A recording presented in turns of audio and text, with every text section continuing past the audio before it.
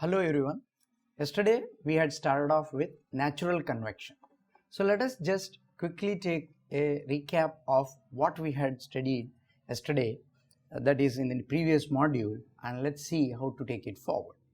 So we said that natural convection doesn't require any pump. That is, if I just take a simple hot egg, so as I can see here, the motion that results from the continual replacement of the heated air in the vicinity of the egg, that is, the cold air comes nearer the egg.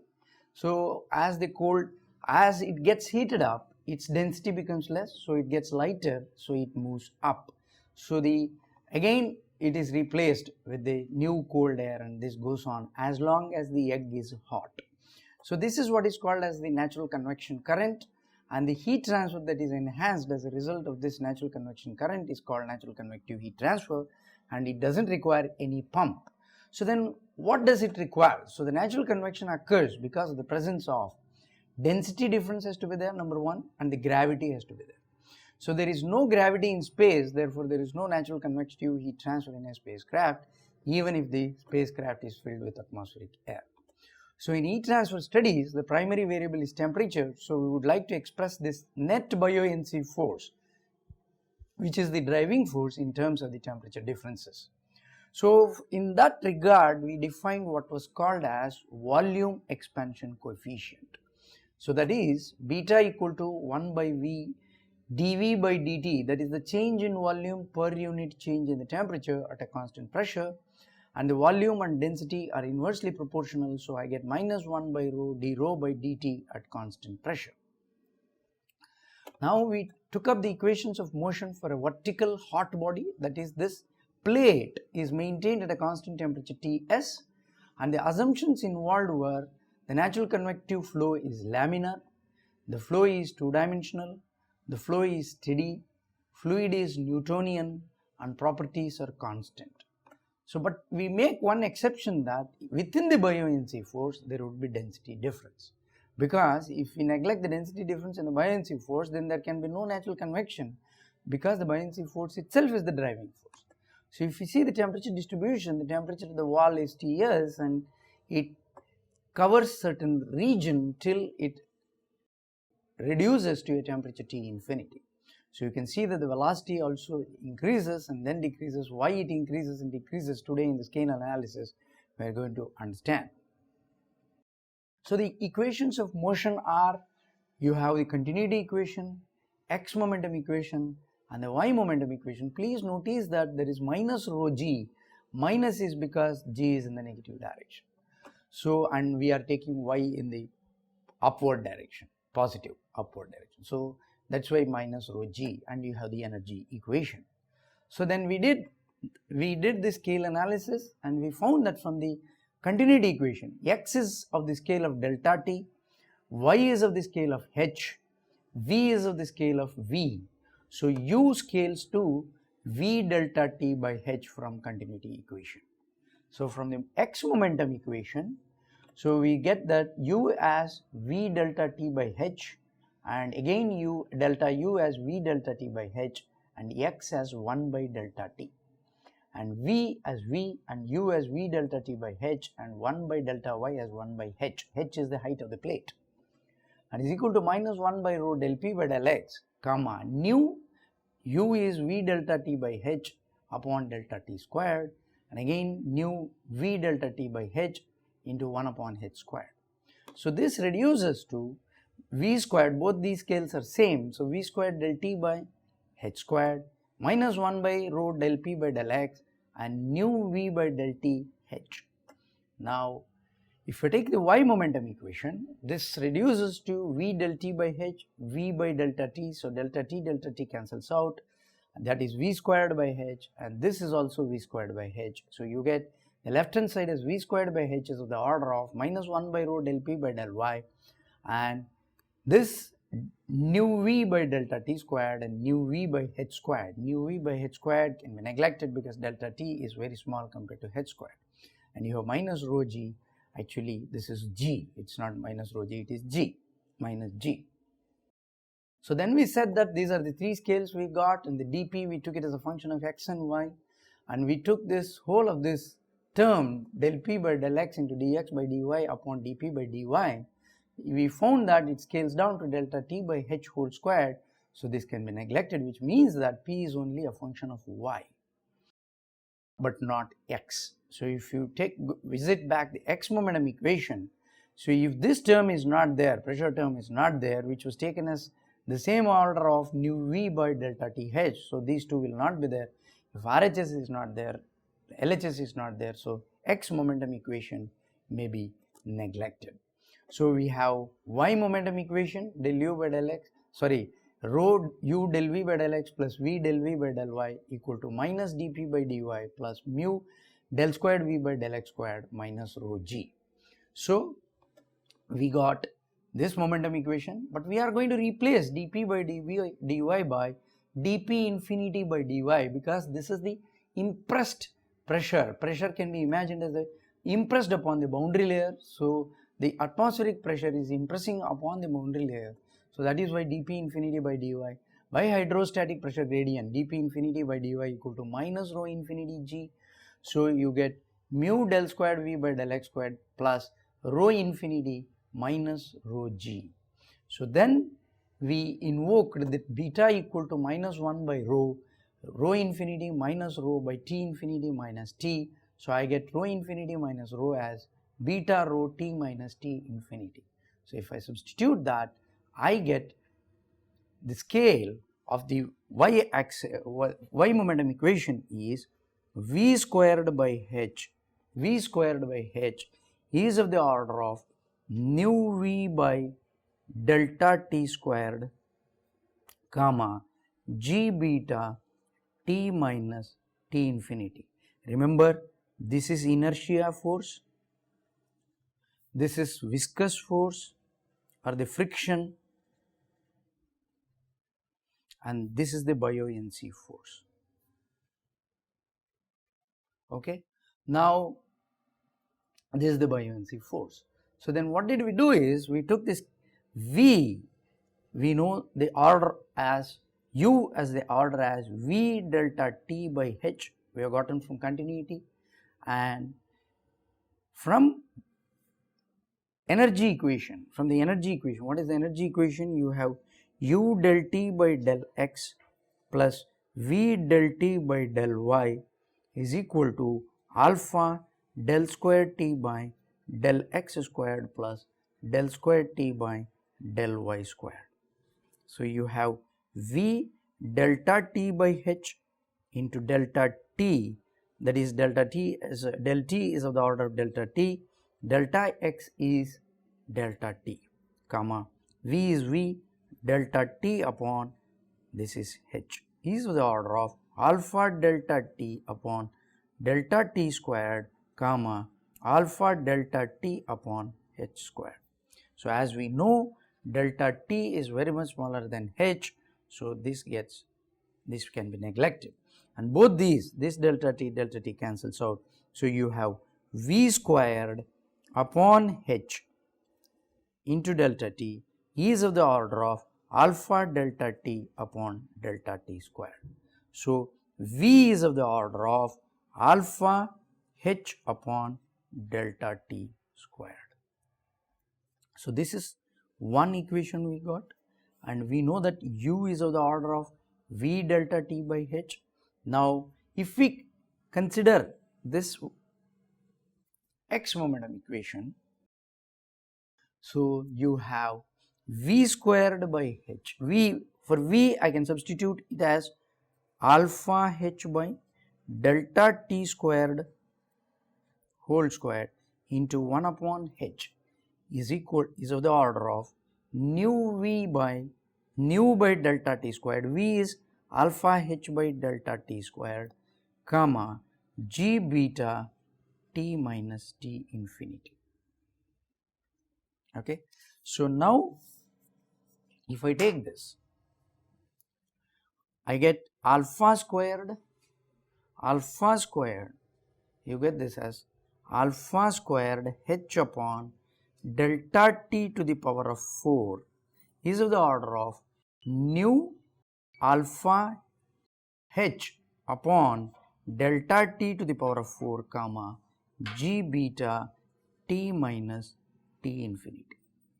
So now if I multiply by h cube by alpha nu, so I get alpha squared h to the power of 4 upon delta t to the power of 4 is of the order of nu alpha h to the power of 4 upon delta t to the power of 4 alpha nu comma g beta t minus t infinity.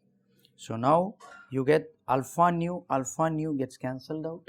So you get h by delta t to the power of 4 is of the order of into alpha by into I have multiplied by alpha nu, this is missing. So I get alpha by nu is of the order of h by delta t to the power of 4 comma g beta t minus t infinity.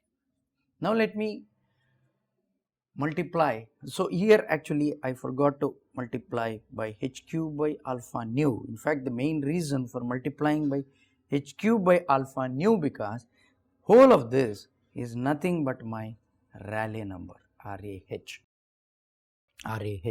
So I get this is nothing but 1 by Prandtl number and this is h by delta t to the power of 4 is of the order of h by delta t to the power of 4 comma Rayleigh number. Okay.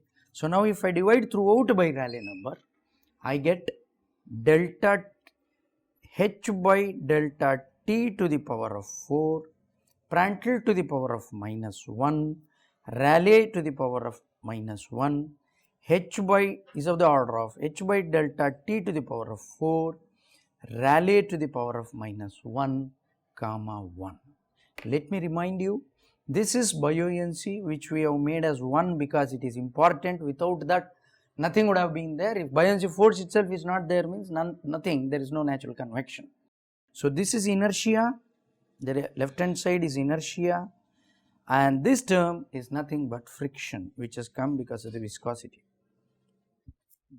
This is friction. Now we need to take up two cases. That is a case, the first case is where it's the competition between inertia, friction and buoyancy. So whether I should take friction or inertia, it depends on the Prandtl number. So now I have to consider two cases. One is high Prandtl number. If I consider high Prandtl number, that is Prandtl number greater than 1, Prandtl number greater than 1 means nu is greater than alpha implies delta is greater than delta t. Okay. So this is what we know from fundamentals.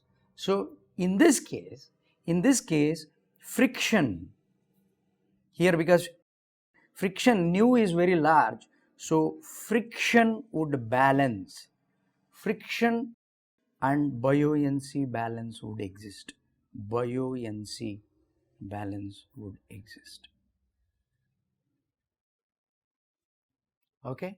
For low Prandtl fluids, for low Prandtl number fluids,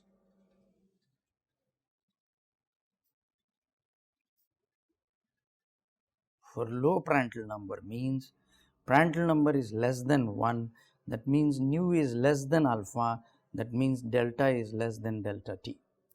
So here friction is less, so it is the balance between inertia and buoyancy.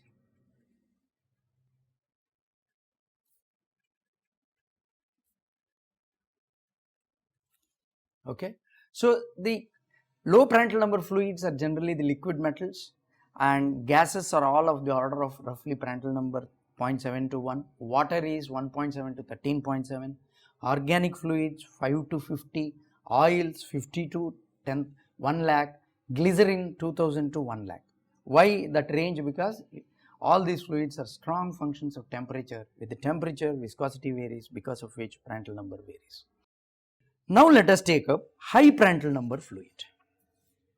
Now let us take up high Prandtl fluids, high, and try to get the scale of delta T, Nusselt number and velocity, high Prandtl fluid. That is, as I said, it is the balance between friction to buoyancy. What is friction? Friction is h by delta t to the power of 4 Rayleigh. So let me just put that here. So it's going to be h by, so it is h by, it's balancing friction to, is getting balanced with buoyancy. So that is h by delta t to the power of 4 Rayleigh to the power of minus 1 is of the order of 1. So that means delta t is of the order of h Rah to the power of minus 1 by 4. Okay. So this is my thermal boundary layer thickness. Next thing I would like to find is the Nusselt number. Nusselt number. So Nusselt number is equal to h by k. What is h? Heat transfer coefficient. K upon Ts minus Tf del T by del x, del T by del x at x equal to 0. I am not writing that, at x equal to 0, and this is the delta T. This is the definition of h, if you recall, into h upon k. So k gets cancelled out. So what is the scale of del T? That is 1 upon Ts minus Tf. The scale of del T is Ts minus Tf, and the scale of x is delta T, and h is there in the numerator. So Nusselt number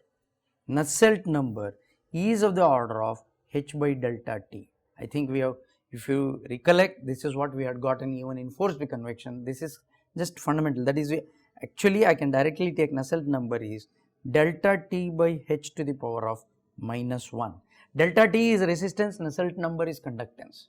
So that is why the powers have to be inverse. Actually it is why direct, actually it is quite intuitive. So you can write Nusselt number as, from this, Nusselt number is of the order of Rah to the power of 1 by 4. So this is my Nusselt number. Now the next scale which I can work out is velocity.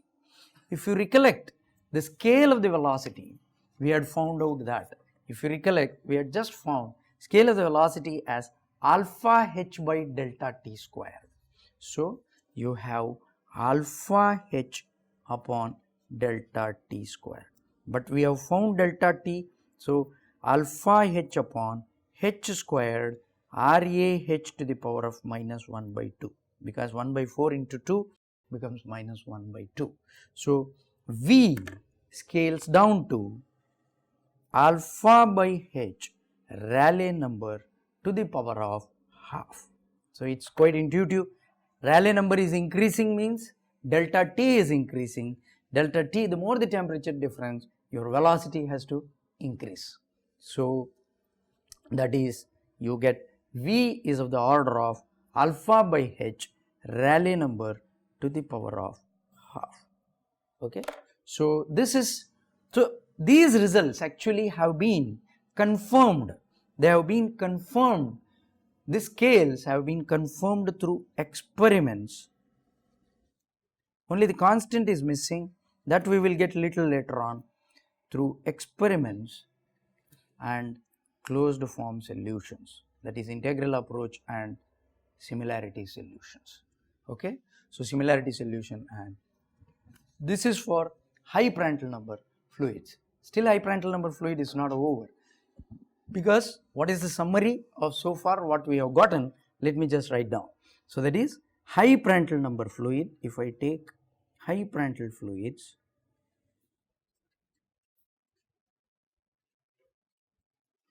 you have gotten delta T, that is friction, just friction is balanced by buoyancy.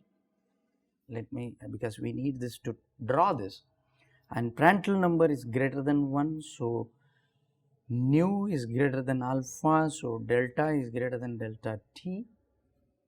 Now, we found delta t scaling to h RAH to the power of minus 1 by 4, Nusselt scaling to RAH to the power of 1 by 4, and V scaling to alpha by h Rayleigh to the power of half. Now, let us plot how does it look like. So, if I take, okay, so I draw the temperature difference. So, this is x and this can be either temperature difference or velocity. So, here in this case this is delta t. So, as you noticed in the boundary layer, the delta t goes on decreasing until it reaches T infinity, and this is my thermal boundary layer thickness delta T, and this is the domain. This is the domain. This is the driving force, driving heated layer. This is driving heated layer. And what was this here? Friction is balanced by buoyancy. Now, what happens beyond delta T? There is no buoyancy. There is no buoyancy. But then it has picked up some velocity. My fluid has picked up some velocity, but that velocity it has picked up by virtue of delta T. So, it will go on increasing. That is my velocity. But now that velocity has to come to 0. That comes to 0 because of friction being acting as a deterrent against inertia.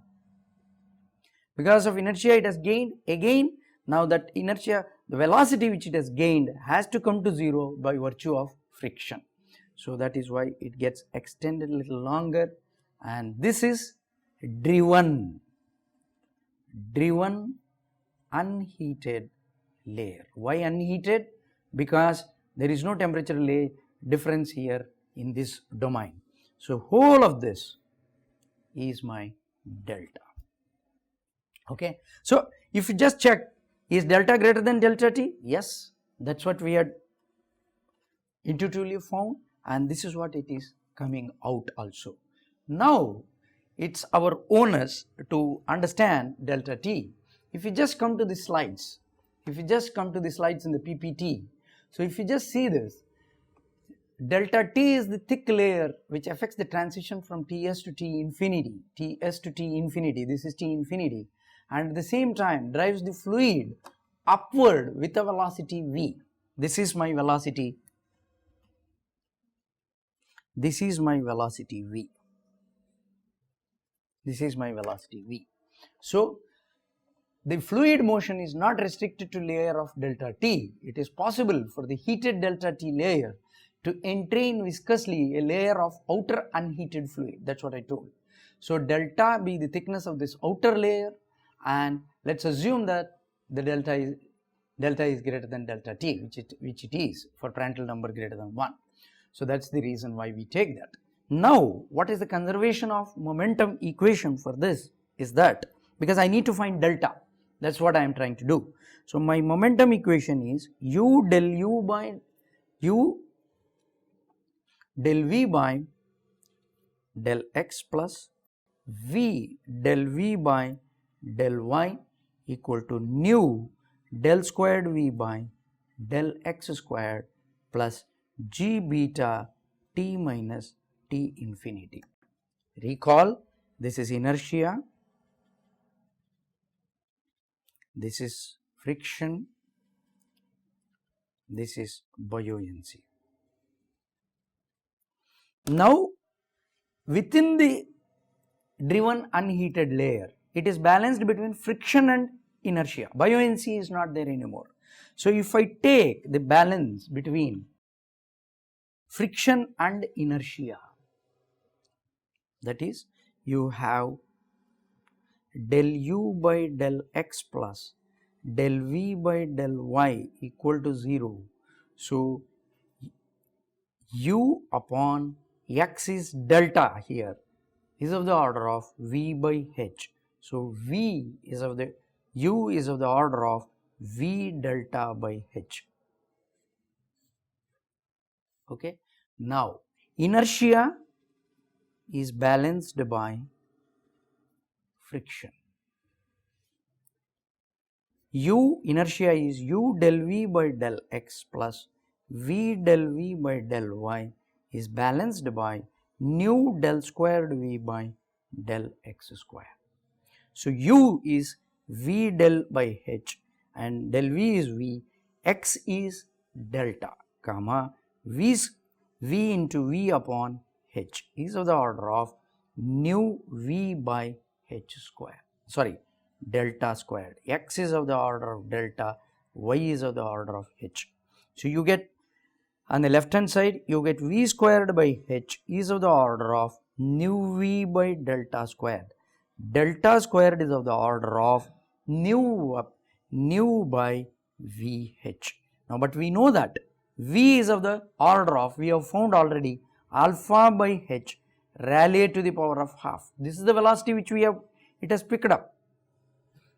This has to be balanced with the friction. So, if I substitute for this, that is nu upon alpha by H Rayleigh to the power of half upon H. So, you get delta squared upon here on the left hand side you have H nu H. So, you get delta by H whole square is of the order of nu by alpha Rayleigh to the power of minus half.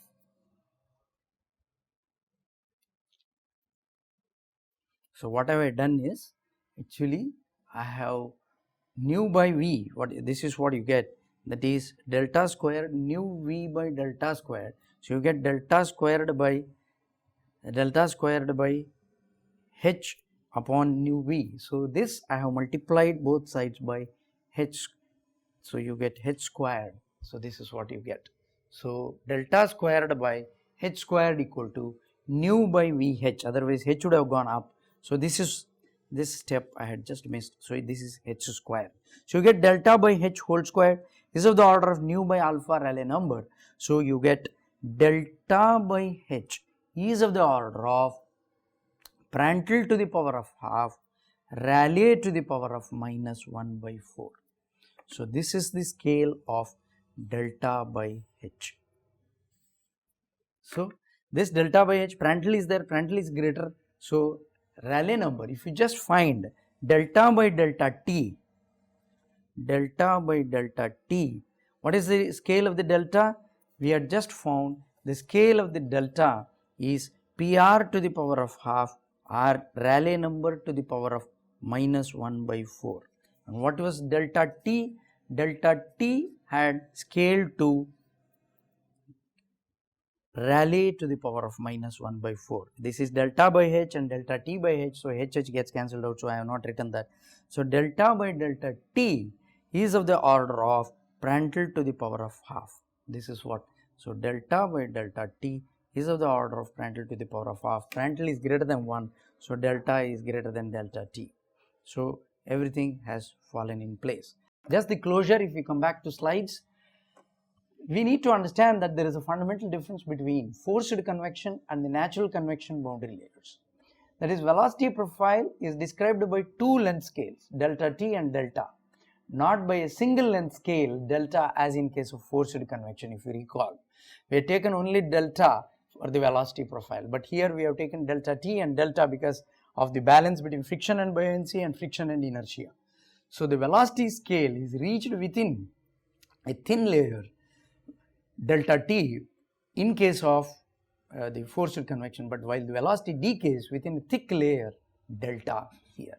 So, there is a slight fundamental difference between forced convection and natural convection boundary layers. So, with this we shall conclude this module, and in the next module let us take up low Prandtl number fluids.